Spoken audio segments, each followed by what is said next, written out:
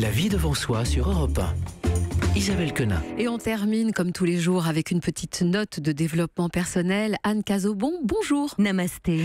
Alors avec vous, on va poursuivre notre passage en revue des 4 accords Toltec. C'est hyper dur à dire. 4 accords Toltec. C'est presque une séance d'orthophonie. Alors on poursuit le décryptage de ce livre incontournable de développement personnel. Je rappelle que je ne touche aucun centime d'euro sur ce qu'a écrit Don Miguel Ruiz à chaque fois que je le cite. Et pourtant, vu les millions d'exemplaires vendus à travers le monde, j'aimerais bien. Non. Si je vous en parle, c'est parce que vraiment je trouve ces préceptes puissants et que si l'on essaye de les mettre en application, si l'on garde à l'esprit ces notions, je crois, du moins je fais l'expérience, que la vie est plus douce et moins stressante. Alors, un peu comme les verbes irréguliers anglais, on reprend du début. Become, became, become, oui, je deviens qui je suis vraiment. En antidote. Premier accord Toltec, que votre parole soit impeccable. Deuxième accord, n'en faites jamais une affaire personnelle. Et troisième accord, celui du jour, donc, ne faites aucune supposition. Alors je vous l'accorde, on n'est pas très loin du deuxième accord. N'en faites jamais une affaire personnelle et ne faites aucune supposition, c'est assez proche. C'est vrai. Et à la fois, on est sur un autre registre. Mais vous allez voir, pas besoin d'avoir fait de hautes études ou de grandes écoles pour comprendre, ni 15 ans de thérapie. Non, l'idée est d'aller prendre soin de cet enfant intérieur, de ce petit garçon ou de cette petite fille de 3 ans qui sommeille en chacun de nous. Bah oui, le mercredi, on s'occupe des petits, de ces petits enfants. Et ce petit garçon, cette petite fille qui pose des questions, vous savez, qui répète sans cesse pourquoi et qui se raconte sa petite histoire parce qu'on ne lui répond pas. Si cette amie n'a pas déjeuné à midi, c'est qu'elle est anorexique, c'est sûr.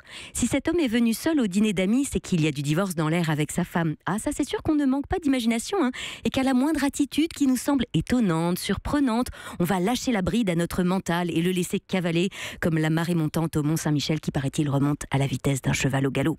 Oui, plutôt que d'oser poser une question, de demander à notre ami pourquoi il a agi ainsi, de demander à ce collègue d'expliquer son attitude, on va préférer libérer le Steven Spielberg en chacun de nous qui se tournait les pouces depuis un petit moment et qui ne demandait qu'une seule chose, vous offrir ce scénario à rebondissement sur un plateau d'argent. Mais c'est quoi le risque que l'on prend quand on imagine des histoires comme ça ? Eh bien, c'est tout bonnement que vous plongiez et que vous vous mettiez à croire ce que vous inventez. Ben oui, que vous fassiez comme une sorte d'auto-hypnose, que vous vous mettiez à vivre dans cette pseudo-réalité que vous avez mis tout seul sur pied, ce qui pourrait créer un certain nombre de malentendus dans votre vie, alors que le plus simple aurait été peut-être d'interroger votre ami, de lui dire « ton attitude m'a étonné, est-ce que tu peux me l'expliquer ?» Oui, ce troisième accord Toltec nous invite à ne pas imaginer, à ne pas penser à la place des autres, en projetant vos idées sur les leurs. Ce qui est important, c'est de se répéter que l'on a toujours le droit de poser des questions pour éclaircir des situations et accepter des autres qu'ils expriment leurs vrais désirs.